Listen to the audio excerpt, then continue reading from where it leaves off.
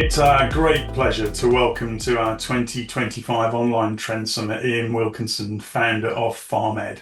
Ian, I guess, has dedicated his life almost to, I think, rethinking the way we grow, the way we eat food, creating and pioneering a centre that I had the great pleasure of visiting earlier in the year for regenerative agriculture and food system change, a place where farmers and businesses and communities, and I could really feel that presence whilst I was there, can come together to explore practical solutions for a more resilient future.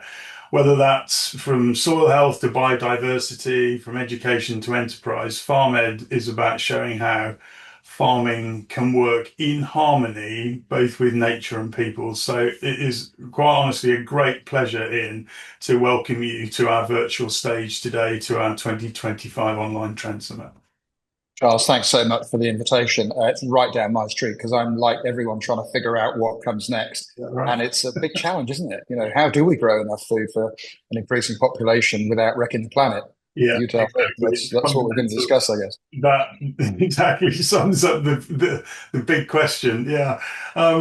Look, if you're participating in today's Trend Summit as a Trend Hub subscriber, you can discover more about the topics that are going to be covered in this discussion, unsurprisingly, in our 26-27 Food and Drink Trends framework, particularly in the area that the mega trend that we've called resource wise, and that sits within a broader macro area called future resilience. So those of you that are subscribers will be able to explore that in more detail. I think, Ian, if we can, let's just jump in and let's start with FarmED itself. And for those of you who may not know, can you tell us a little bit more about what FarmED is and how it came about and what you're setting out to achieve? Yeah, well, thanks. It's a farm, as the name implies, where ideas and information, knowledge is exchanged between those of us that are interested in how we produce food and consume it.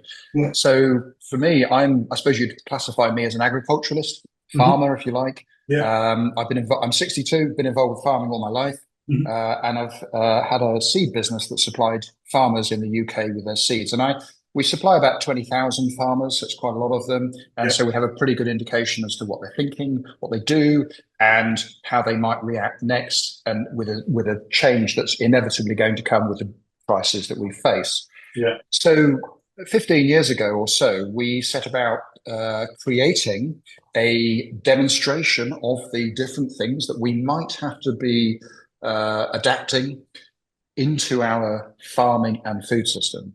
So we are very mindful that some of the big challenges that we face are the pollution and the unintended consequences of some of the massive improvements we've made in terms of yield.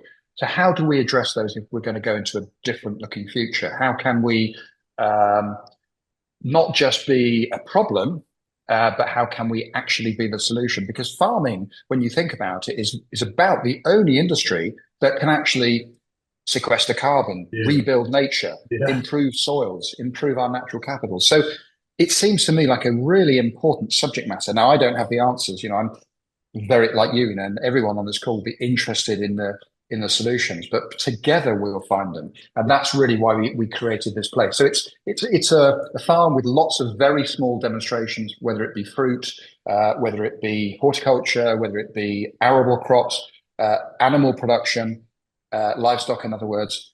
How does that all fit together? How can that be harnessed in a harmonious way for our next generation? Did you feel that there was some kind of information or knowledge gap or some kind of like gap in the conversation between food and farming that you felt there's just something missing here, we need to try and fill this void? Yeah, I think absolutely. It's a great question. I feel that there's so few farmers. To give you an example, in England, there are 88,000 farmers. And as you know, the population in the UK is 70 million. And so, there's hardly any farmers relative to the eaters of the food that they produce. And nearly all the food is coming from the farmers. So to me, there's a massive disconnect. And that's been happening over the last few decades, and to the point where, the people are just unaware of what farmers do. And I think that's a terrible shame. And if people are more aware, particularly in the food industry, and well, food and drink, I should say, Yeah. then surely we can make collectively better decisions, which will make something that's really not sustainable into something that is truly regenerative for the future. One of the things, and this comes through in, well, conversations that we've had and materials that you produce, that FarmED talk a lot about whole systems rather than isolated fixes. And why do you think it's important to take more of a systems-wide perspective on food and farming? And I suppose, crucially, what happens if we don't? Well, yeah. Well, I think the first thing to say is, I mean, I'm looking over Oxfordshire, literally out of the windows here, and Yeah, it's a complex system that I'm looking at. I'm not looking at a factory where I produce a single product.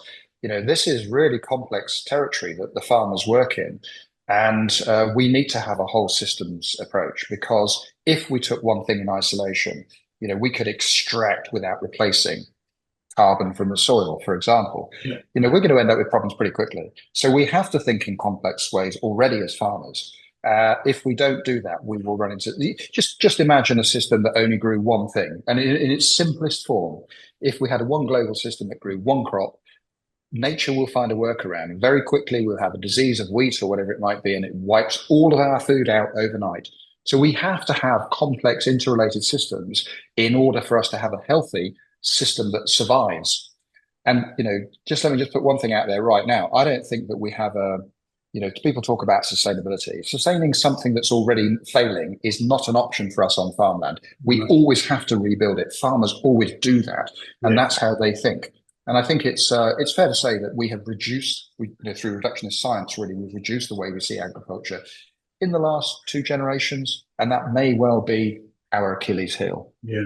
Yeah, okay. And I guess just following on from that, I suppose in agriculture, but also in society, people in a modern developed culture, we often go searching for a silver bullet. And is that a miracle chemical or a new technology? What do you think is the risk of focusing on single solutions, and how do we, I guess, more broadly try and create an environment where multiple solutions and multiple answers can work together rather than them being in conflict? Yeah. I mean, think of our energy system, for example, right now as an analogy that everyone will understand. We've got multiple providers of power, whether it be PV or, Yeah, wind generation or, hydro generation, nuclear, coal or gas, whatever it is. We've got a range of options that will cover us in pretty much every eventuality. yeah, And it's the same with farming. It's just we have really some lovely examples where we've relied on one single solution. It's like a silver bullet to solve a problem. So oilseed rape is a crop that's grown, canola if you're in North America, a crop that's grown around the world. And in many parts of the world, it suffers with a pest. And in this case, locally to us is cabbage stem flea beetle. I yeah, won't bore you with the details of this, but basically, cabbage stem flea beetle wipes out the crops at the beginning of its growth period, and then you don't get a crop. So clever humans like us come along with an insecticide, and we kill the cabbage stem flea beetle. What we didn't realize was that that insecticide has a negative effect in nature and wipes out bumblebees and all sorts of other things. So here we are now saying, well, we've sort of solved a problem with a silver bullet, but actually we've created a series of other problems. And actually, in that particular case, we then ended up using other insecticides on a wide scale and it just seemed to go lurch from one problem to another. So actually having joined up thinking, whereby perhaps in this case we have less of that crop, we have other interventions using the natural world, predatory insects that eat the cabbage stem flea beetle. yeah. Just by having more complex, diverse crop rotations, we can solve many of these issues. So I think yeah, in the natural world, I'm afraid silver bullets don't work. No, Maybe somewhere else, but not on farmland. no. And it feels like for all the right reasons, it's almost a story of unintended consequences that have got us to this point. But for all of the right, motivations perhaps behind it originally, but actually what we're trying to manage now is a whole set of unintended consequences. Yeah, you're so right with that. Um, and in all of the work that that you're doing, and more broadly, diversity is a word that comes up again and again. What, from your perspective, when we think about crops and livestock and landscapes and even people, what does, I guess, diversity mean, and why is that diversity so important, not just for environmental resilience, but also, I guess, food security and nutrition and those types of things as well? Yeah. Well, look, it's fair to say in my career, so I suppose I span two generations. We have been singularly focused on yield and economics. So we've had less diversity in the farming system. When I was a kid, we were on all growing on, food on mixed farms. It was all complex, diverse, and that's all changed to most farmers in the Western world now growing single thing, like monocultures, where one crop is grown in a field to the exclusion of diversity. And it seemed like that was a really efficient way to do things. And as you said earlier on about these sort of unintended consequences, Mm. if we carry on doing one thing across a vast area of land, nature finds a workaround and we'll have a weed problem, or we'll have a disease problem or a pest problem or something. Something will go wrong with that system.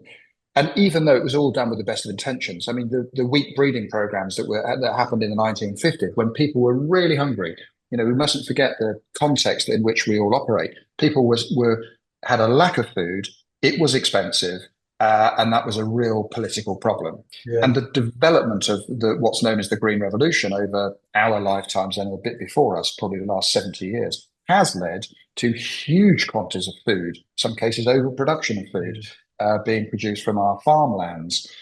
But that has led to unintended consequences. And I would say that the biggest problem we've got there is lack of diversity, as you mentioned. So for me, diversity on the farmland means diversity of plants, diversity of animals, and diversity of people and ideas. So it's Yeah. not just one thing in isolation, it's all of those things and how they can combine together. Because if you have a diverse system, you mentioned food security, the Yeah. one thing you don't want is all your eggs in one basket. You literally want a spread of your risk across a broad portfolio of crops and food systems. Otherwise, we will be in trouble. And you can only imagine the the uncertainty of governments right now with no policy whatsoever for food security. Certainly in the UK, I don't know what that policy is. I don't even think we've got one. So yes, absolutely, we should have food security within our own farms because they can be diverse, and that presents some issues and some questions, of course, Yeah. but it actually is resilient and robust. Unlike a system that might be vulnerable to climate change, for example, you imagine in some districts. So we haven't had any rain here since March, and we're now in September. No appreciable rain, I should say, the No. odd shower, but nothing to sort of replenish water stocks. And those sorts of problems show up if you're growing one crop type. And if it doesn't fit that year, you've got a disaster on your hands. In other words, no crop. So resilience in the system comes from diversity of crops and the farming systems in the landscape. And Yeah. that's why it's important, because otherwise you'll have vast regions of crop failure if it's all the same crop. Yeah. Okay. And Right. the antidote to that is diversity. Yeah. Okay. I think we'll come on to what that kind of transition and so on looks like in a few moments. But again, and I've heard you speak before, and in much of the narrative around this broader topic, healthy soils really underpin seemingly everything. And I've seen you demonstrate this in the field, sort of digging up clods of earth and in different sort of settings and systems. And I think we often forget about that and what's underneath our feet. I think it's really important for everyone who's joining today to get some appreciation for why soil health is so crucial to the future of farming and what are some of the practical changes that farmers can make to restore and regenerate soils, but also that the food industry can challenge and to look to kind of incorporate from a soil health point of view. Yeah, the soil is probably the least interesting subject to most people on the planet, and yet we stand on top of it, and it's that 6 inches across the top of the land that grows 95% of our food, Yeah, and we right. just sort of take it for granted. But if you think about it, in really simple terms, you're looking at what looks like the top of the ocean, when you drive past the fields, Yeah, and underneath is this world that is alive with, or should be, with the bounty that will then give us our food. And with no doubt whatsoever, with our farming systems, we have been extracting the goodness from that soil through the farming systems that we have developed. Now, it depends on the field, on the farm, where it's located, what the soil type is, and everything. But just as a general broad brush, we are depleting the carbon stock in the soil more quickly than we're restoring it. And that's important because the bit in the soil, so if you think about soil, about half of it is the mineral content. It's the clay, the sand, the silt. It's those little bits of stone that have been broken down to form topsoil over millions of years. In that soil also will be air and water. And there's a tiny little bit in most soils of organic matter, and that's carbon. That's the dead stuff. That's the remnants of plant and animal life. It might be the roots. It might be the stubble from the wheat crop. It might be a dead bird. Yeah. But it's all of that dead stuff that makes up the life in the soil. And without any of the dead stuff, the carbon, there is no functioning of that soil whatsoever. Right. And if you think about it really in simple terms, carbon, we know we're emitting greenhouse gases. A big part of the globe is farmed. In the UK, it's 71% of the land. So whatever we do on that land has a massive impact on greenhouse gas emissions. Yeah. That's one of the reasons we're heating the planet is through agricultural emissions. And think of carbon in simple terms. It's either in the air, it's in the ocean, or it's in the soil. Yeah. And at the moment, we've released quite a lot of it from the soil, and it's in the air. And that's what's causing global warming. Yeah. We need to get it back in the ground, and we do that through growing plants, through photosynthesis. That's where you get carbon dioxide from the air, the gas that we can't see, back into the soil as carbon to store. And that is one of the solutions that farming can provide. And all we need to do is modify our farming system to do more carbon sequestering than we're releasing. And that's what I said earlier on. We're one of the only industries that can do that, agriculture. And I believe it is as simple as that. So when it comes to these things we've been talking about, like diversity in the cropping rotations, so rather than just growing one crop and continually plowing the land and releasing all this carbon, we're actually growing a series of crops in sequence where we're building soils. We know how to do this. And by the way, we think this is a modern problem. Well, farmers for 10,000 years have been growing food, and 400 generations of them. We're just one. But 400, and it's probably 398 of those 400 generations have done it in quite a sustainable way. Yeah. Admittedly, the population was lower, but they were growing with crop rotations. They knew instinctively how to do this. We've just forgotten how to do it in our generation. And we can rebuild soils, which will ultimately lead to healthier food. And ultimately, we humans will be healthier as a result of it. So it is absolutely critical to the food system that we build that first block carefully. Because what we're doing right now is we're releasing this carbon. The soils are beginning to function less well. And even in a generation or two, we now may well face very serious problems. And the big issue, of course, is, there's more people going to be on the planet. Yeah. The United Nations says 2 billion more, 8 billion right now, going to 10. That's more food required. We have to be much smarter in the way we're doing this. We cannot keep extracting without a bigger and an unintended consequence at the end of all this. And that could be on our watch. I think it's really urgent. I don't see this as something. It's why we started FarmED. We felt very strongly that there's an urgency.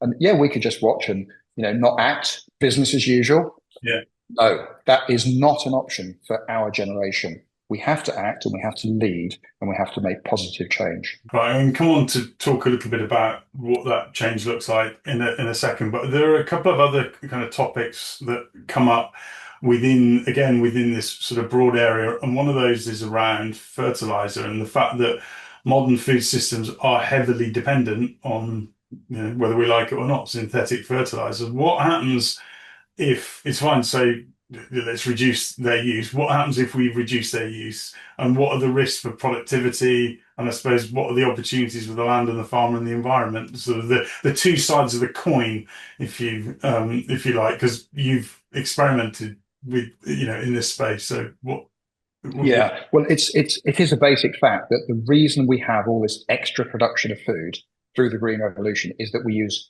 to your point, fertilizer, and a lot of that's nitrogen fertilizer. So that's what gives us this abundance of food. Yeah. The problem with the nitrogen fertilizers is unintended consequences. It's made from oil and gas, so we're releasing CO2 when we make it. Then we apply it to the soil and we release nitrous oxide.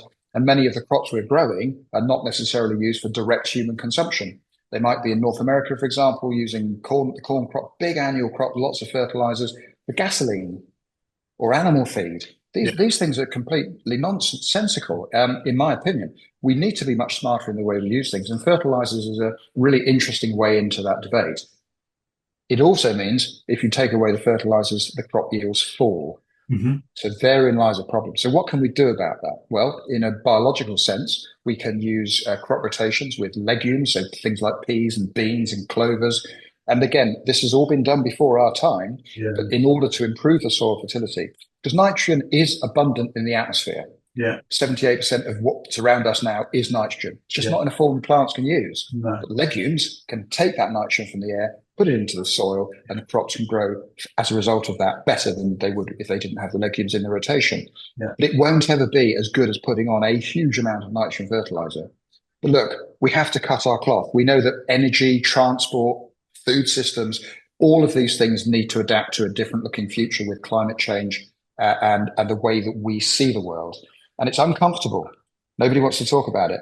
But the No. truth is, we're going to have to because we Yeah. can't keep doing business as usual. It's not going to work. In your work, how different is from that from a productivity point of view? And you talked about,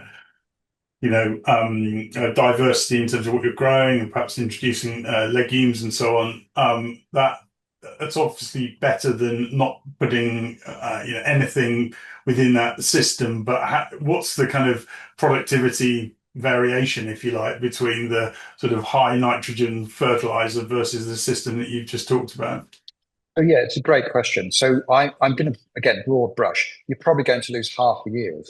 Right. And we know this is the case because farmers have done this with things like organic conversion, for example. If you go organic, that means you don't use those fertilizers and your yield is less. Hmm. But it's how we use the food that comes off the land that's important. And if we're, for example, let's just as an example, using food to produce petrol or oil, sorry, or gasoline, Yeah. as many of us have done in agriculture, not intending to do that, but that's just how the markets have been.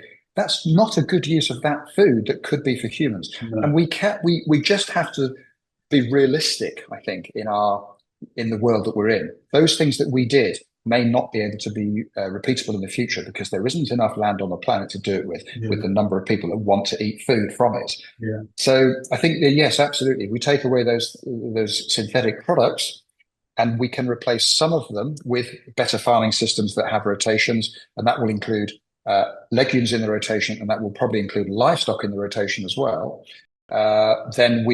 But we will still have to recognize that there's a different amount of food available. So we cut our cloth accordingly. Another, I guess, controversial topic, or one that certainly there's a lot of debate around, is the role that animals play in systems. And you'll be very familiar with, and I've heard various people speak about, there are lots of polarized views on whether they're actually part of the problem or part of the solution. From your perspective, what role do you think animals should play in a regenerative system in the future? Yeah, so for me, it's really clear that the polarization that we have is unhelpful to the debate. I think really to really unearth the problem. Yeah. The fact of the matter is that just it depends on the context in which you farm and in which you consume your food. So if I may just keep it to the UK for illustrative purposes. Yeah. So in the UK, 2/3 of our farmland, remember most of the UK is farmed, 2/3 of that is grassland. Now you and I can never eat that. We can't break that down in our stomachs. It is not a food for us. The animals that we have in the UK, the ruminant animals, particularly the sheep, of which there's 35 million, the few million dairy cows and the 7 or 8 million beef animals, they are the ones that can break the grasses down and make food for us. Now, some people say, well, let's not have any animals at all in the food system. And I say it isn't as simple as that, because if you want to rebuild soils, bearing in mind that not all soils are perfect and what you might call or define as grade one soils like they are in Somerville and East Anglia, many of the soils throughout the UK are fairly average and they need replenishing. And livestock have enabled us to have farming systems over hundreds and hundreds of years whereby farmers have an integration of livestock with the crops to build fertility. So it's a harmonious system. So I would say it's not really whether we should have animals in the system or not, it's how we do it. And Yes. how we do it is really important. And I suppose when I look at the landscape and think, 60% of our arable crops, so that's things like wheat and the cereal crops, 60% of those are used for animal feed, Yeah. eggs, chickens, meat, that sort of thing. I'm just not sure how sustainable that is in the longer term. Yeah. So I think it's a question probably of global reduction, bearing in mind that a lot of people currently have meat in their diets, global consumption falling per head. And we may find that uncomfortable. I'm a meat eater, so I find that uncomfortable. But I think that you only have to look at the numbers to see the scale of the issue. So I think smart use of a valuable resource is the way forward. In the UK, I can see a lot more integration of livestock. I mean, I'm literally looking out across the fields here, where I can see sheep and cattle in the landscape, in the arable landscape, where they're integrated with the crops. That's a system that will work. Yeah. And Okay. that's the one I would be encouraging people to reconsider, as opposed to having this polarized, binary debate, which I think is perhaps necessary to talk to populations. But if I'm talking to my family or individual friends, I think it's much more nuanced than Yeah. that. Yeah. Yeah. No, definitely. We're going from one controversial topic to another, and one that wanted to raise with you is around glyphosate, and one of the most widely used chemicals in farming today. What does the future look like if we reduce or maybe even eliminate glyphosate, and what alternative practices could perhaps fill the gap without compromising on yield and viability, if that's even a thing? That's a big question, Charles. I mean, you're right. It is the biggest single use pesticide in the world. Yeah. And I think it's a 50-year-old pesticide. I think it was introduced in 1974, Mm. which is pretty much when I started farming.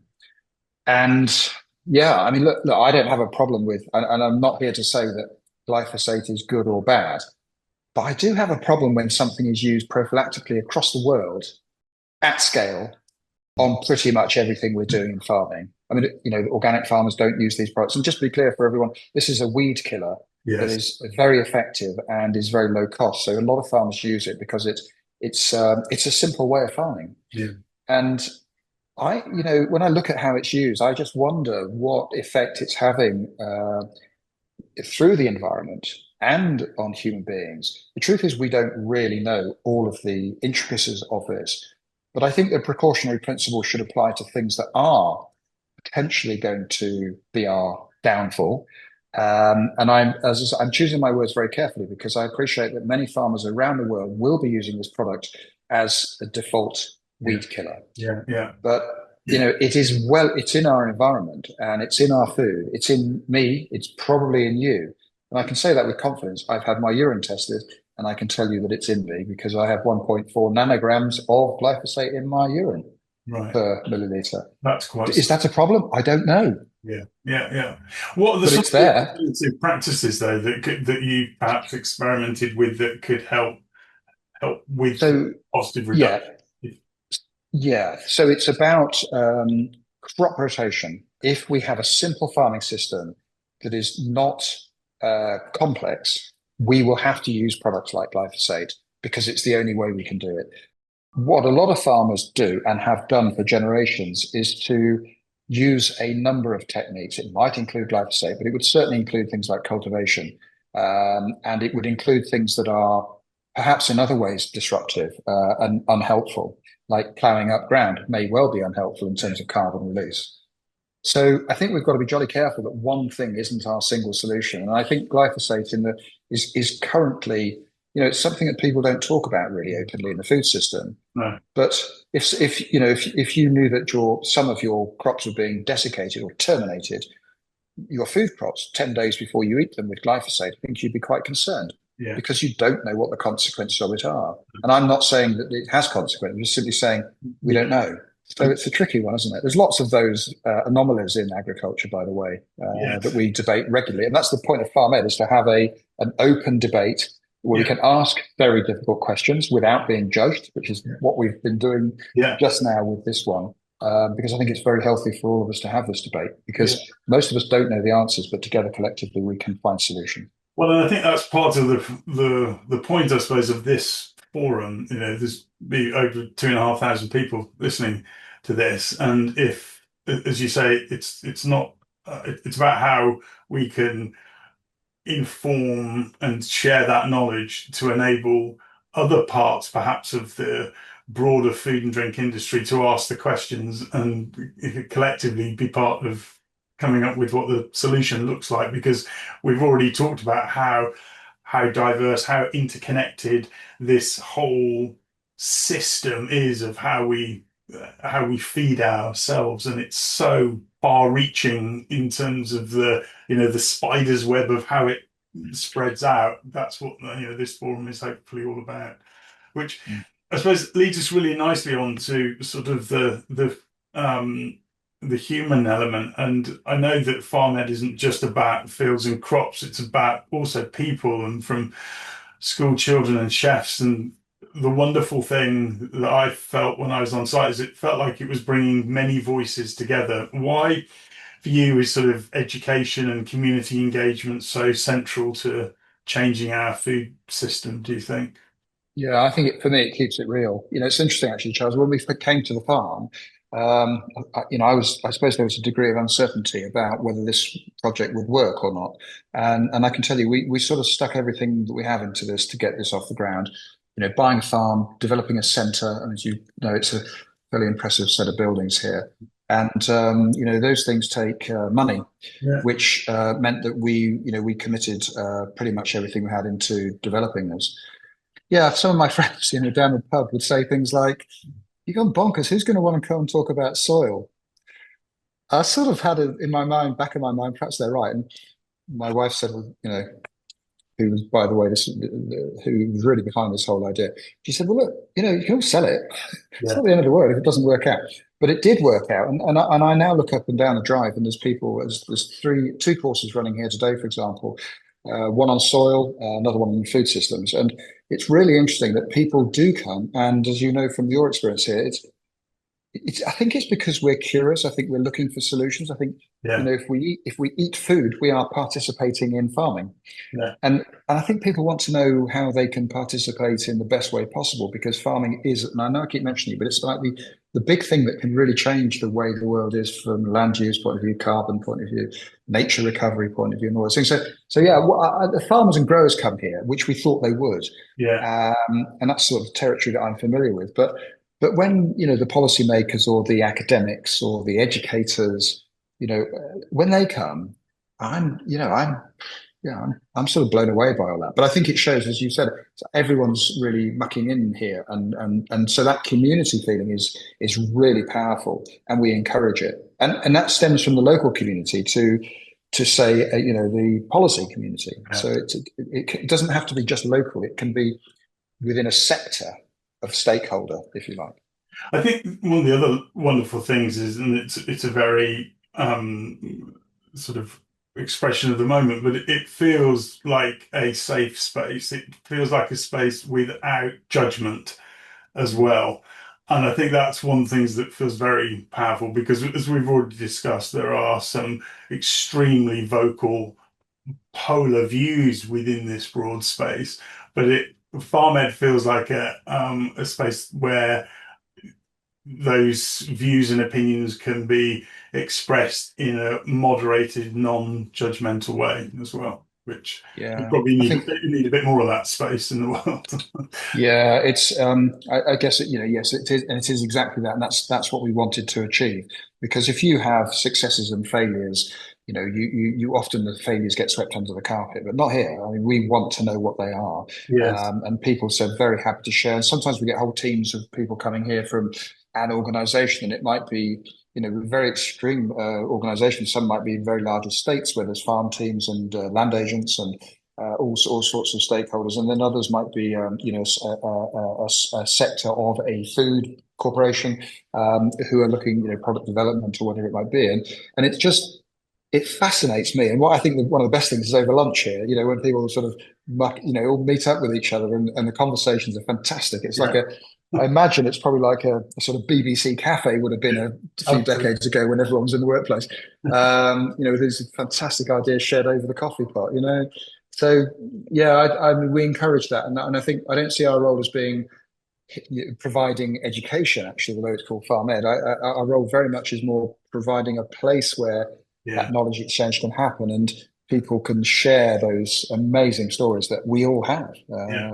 Every single person. It's incredible what comes down the drive here. Yeah, no, absolutely. What impact do you feel that you've had or have you seen so far in the farm ed journey? I think definitely bringing different views to the table. I think that's probably the most important one. It's very difficult to measure because people will come here as part of their journey into regenerative thinking, Yeah.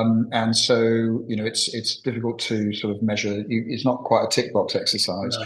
But I think there's no doubt at all that people engage with each other. They often follow up on Yeah. conversations. So it's not just a talking shop, but people do actually do things as a result. And I think that stems from having the ability on the land to see things firsthand and then go and implement those changes into the food system.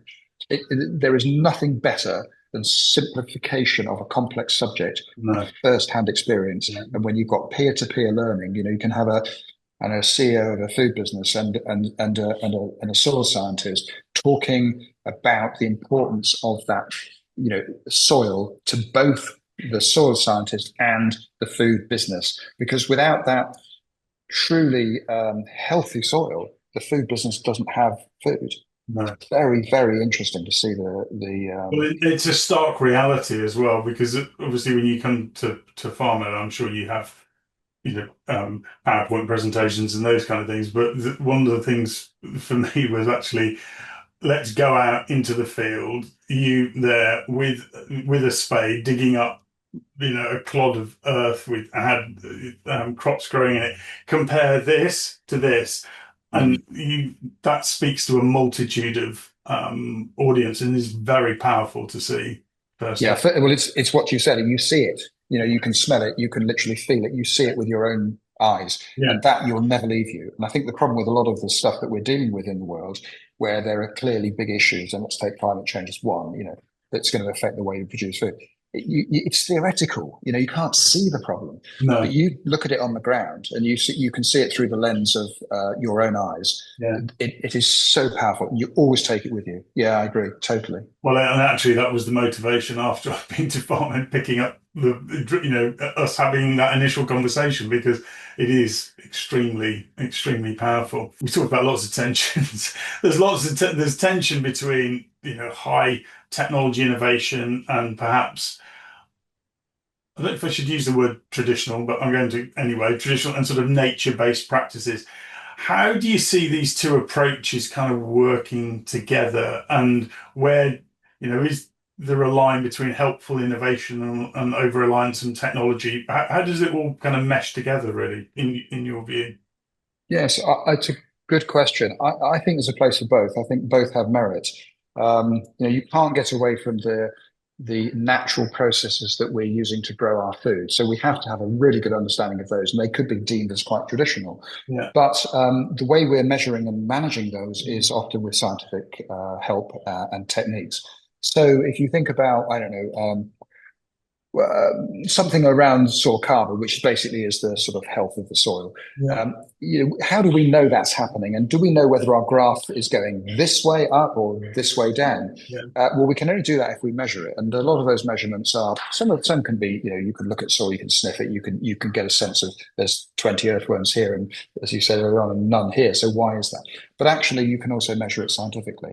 So whether that be with a Google satellite, perhaps it's been going over for the last, 20 or 30 years now, yeah, we get a lot of information on how much photosynthetic area we have on the farms. yeah, We can test things in laboratories by sending off samples to laboratories. We can have innovation that comes to the farm with things that we haven't even imagined yet, things that we can measure soil deterioration or enhancement with. yeah, And I think that's the thing I feel with innovation is that ideas and innovation are always going to be helpful, and you never know which ones are going to succeed. yeah, We all have phones, incredible iPhones, and that type of technology today, which we take for granted. But of course, really, that technology only broke through in 2008, yeah, and it's part of the course now, but actually it didn't exist previously. And so you can't see the things coming, but you can see how they can be really helpful. And those innovations must be backed at the beginning to find the next solutions to our world's problems. So I think it's incredibly important to have both. Yeah, okay. So it's sort of high technology and innovation can coexist and almost be an enabler of nature-based practices, right? Yes. How do you know that your insect population is falling? You know, we all look back and say, oh, I remember it on our motorbike visors or the car windscreens. Yeah. Sure. But was that because the windscreen was at a different angle or different material, or is it actually that the bugs have gone? Well, without the data or the measurements, you don't know. So you've got to have both, really, haven't you? Yeah. Another big one, I'm afraid. In a lot of regenerative initiatives, I think we've seen examples of how that can work brilliantly at a local level. But to get the kind of change that we're talking about, how do we take those principles, I suppose, to scale, and what does it take to make regenerative systems commercially viable across, for this audience, so retailers, big supply chains, global agriculture. Is it, or is it commercially viable in your view? And yeah, how do we go about making that happen?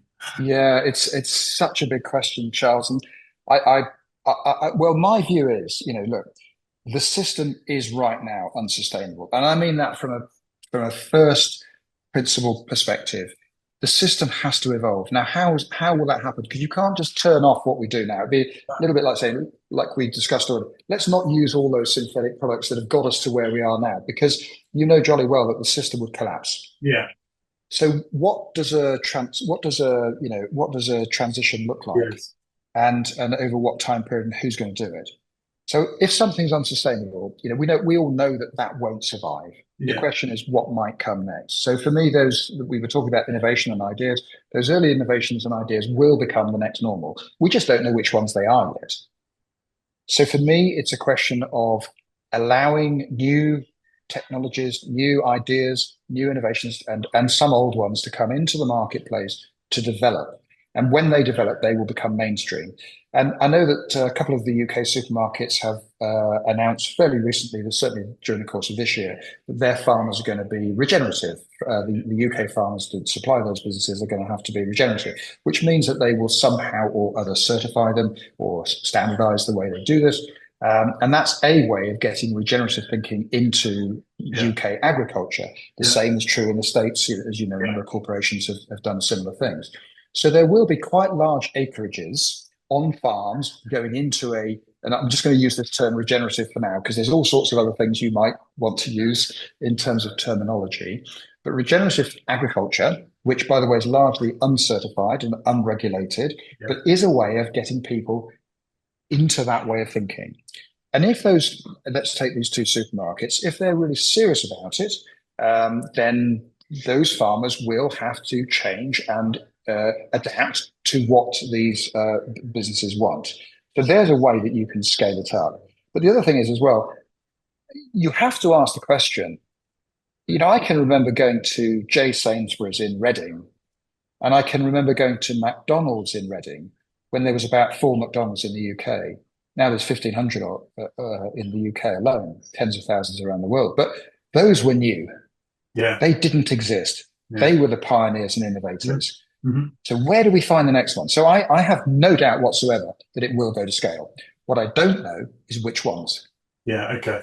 What's the role of we have touched on this when we met in person, but what's the role of kind of regulation and policy and certification in this space, do you feel? I think the role of regulation and policy is absolutely critical. I mean, very clearly, the governments don't have as much money as they would like to uh, liberally splash into food and farming systems. Let's face it, they don't, but they do have the regulatory power.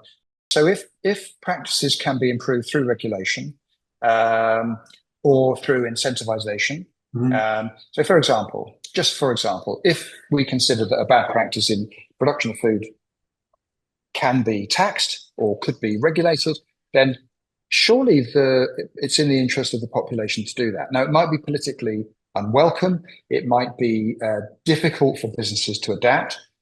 But if it isn't the role of the governments, then whose role is it? Yeah. You Yeah. know, they are absolutely in that position, and they jolly well should have the citizens' interests at their heart. So, but it's difficult to do. I do understand that, but I think they are absolutely in the right space to do that. So they just have to see the world as it is now, because the challenges we face now were not the challenges I faced as a student. No. These are very different ones, and it will require some intervention, with our policies and regulatory authorities. Yeah, because it does feel like, in some way, as unpopular as it is, you have to try and create some kind of level playing field. And whilst it's whilst it's a choice and an option, and there is obviously a huge amount of proactivity within this space already. It's not mandatory, and therefore, for some, there'll always be perhaps the motivation of what's got us to this point where we are, Yeah, but where we are now in our kind of agricultural journey, I guess. yeah, and that was fine. I mean, it did the job, except that those unintended consequences are now, you know, completely devastating. You think of climate change as one Yeah, example, that's, and the effects that those are going to have. I mean, supply chains are going to have to in this part of Europe are going to have to move north fairly quickly. yeah, Not what the big organisations need. It's a headache, but that's the reality. We have to act. While it's easier to do that later on in the timeline, whether that might be, we just know it's going to be more difficult. it's going to be more difficult. Yeah. A couple more questions for you. I want to talk a little bit about lessons for business, and many of the people listening today represent food and drink brands, retailers, manufacturers, food processors. From your perspective, what should they take from your work at FarmED, and how can they shift from being this is a controversial way I'm framing this, from being part of the problem to being part of the solution? Okay, well, for me, it's a transactional opportunity. I think there's no doubt at all that we live in a world where the generations behind me are seeing the world in a different light to the ones that came before me and my generation. I think that there's going to be a huge crowd form around, it might be healthy food systems. So, for example, nutritional quality in food. Over a lifetime, that has a massive impact on you. Obviously, the price of food is critical. I fully accept that. And that's an economic question. But the opportunity for businesses to reframe themselves in this world are huge. And those that take those opportunities and deliver the results will do very well. And I'm afraid those that don't adapt will go. Yeah. It's so I think I see it as opportunity, and I think it is around transactions.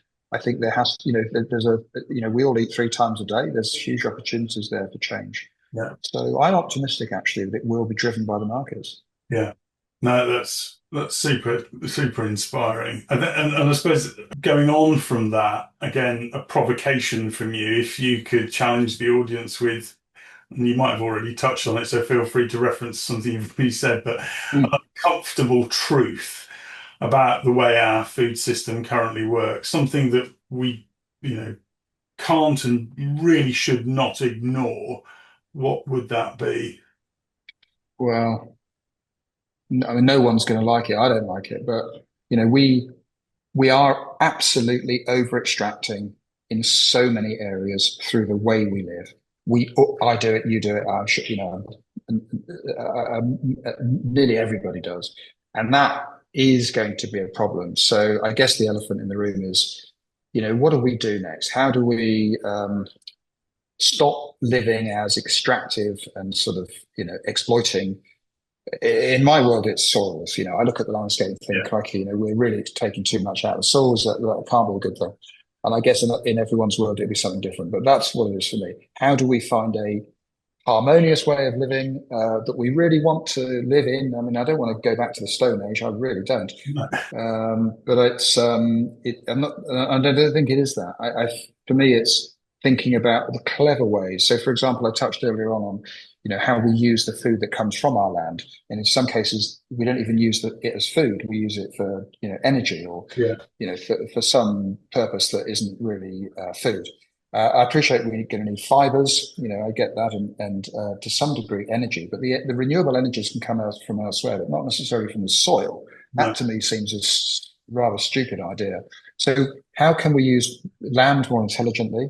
How can we stop the huge wastage of our food? I mean, we've made food so cheap Yeah. and so abundant that we now think it's okay to throw away a third of it. Yes. I mean, come on, what? This is a ridiculous situation we found ourselves in because we don't value it enough. And just those two simple things alone surely would be a way to think. People have been telling us a long time, and it's very difficult for us to adapt to that, given the way we've come from. But I can tell you, as a farmer, it's really difficult to grow crops Yeah. when it doesn't rain. Yeah. And with climate change, that's what's happening. Yeah. Vast parts of the world that were growing crops are not able to do that anymore. And in the parts of the world where I am temperate climate, where we should be able to grow them for fun, it's actually getting quite difficult. Yeah. Either the winters are too wet to even sow the seed in the first place, Yeah. or the summers are too dry to then fulfill the crop yield because it doesn't ripen and doesn't fill up, the grains don't fill up. It's really difficult to see how that's going to get easier. So we need to restore and replenish and waste less. I guess that's it. Yeah. I mean, it's a tough pill to swallow, isn't it? It is. Because it means sort of investing your time in the future, which people think short term all the time. Of Long course. term is not Well, we're not not measured. something. We're not measured on that here. None of us are we? We're not But measured on no, what might no. happen, what's going to happen in the future. We measured, society measures us on today Mm. and what's happening to now. And it's to your point, and this is why it is. I suppose I'd invite the whole overwhelm Ian and FarmED with getting down there and experiencing it and seeing it firsthand, because some of the things that we're talking about today, they're invisible until you see the soil, until you experience it firsthand. And so I would invite everybody listening today to get down to FarmED and spend half a day or a day down there, because it will change the way you think about our food system. And I suppose with that in mind, looking ahead to the next sort of 10 years, 15 years, 20 years, what is your hope? What is your hope for the food system of the future? And I suppose the secondary point is, what role do you see FarmEd playing in helping us get there? So I think, if I may, perhaps I'll answer the second part first, Charles, if you Okay. don't mind. The two scenarios that I envisage for FarmEd are actually starkly different. One scenario, so we've been here 12 years now, and I'm setting the course for the next 10, 20 years. Either business as usual. Business as usual in the farmed landscape means that there won't be any role for FarmEd, and we won't be here because no one cares, no one's listening, no one's prepared to do anything. However, the alternative future, which I suspect will be the case, is a scenario where food production becomes more difficult because of climate change, because of the loss of nature, because of our over extraction from the land. And I predict that that is the most likely scenario, and FarmEd will be run off its feet. And it won't just be FarmEd, it'll be every other place in the land that is talking about regenerative thinking, regenerative farming, regenerative agriculture, regenerative businesses, because I do genuinely think that's the way we have to go. Ultimately, that's the way we have to go. It's a question of when. Yeah. And I think so. So to sort of give you a utopian vision, and I'm looking out across the landscape here of Oxfordshire, literally across the hills here.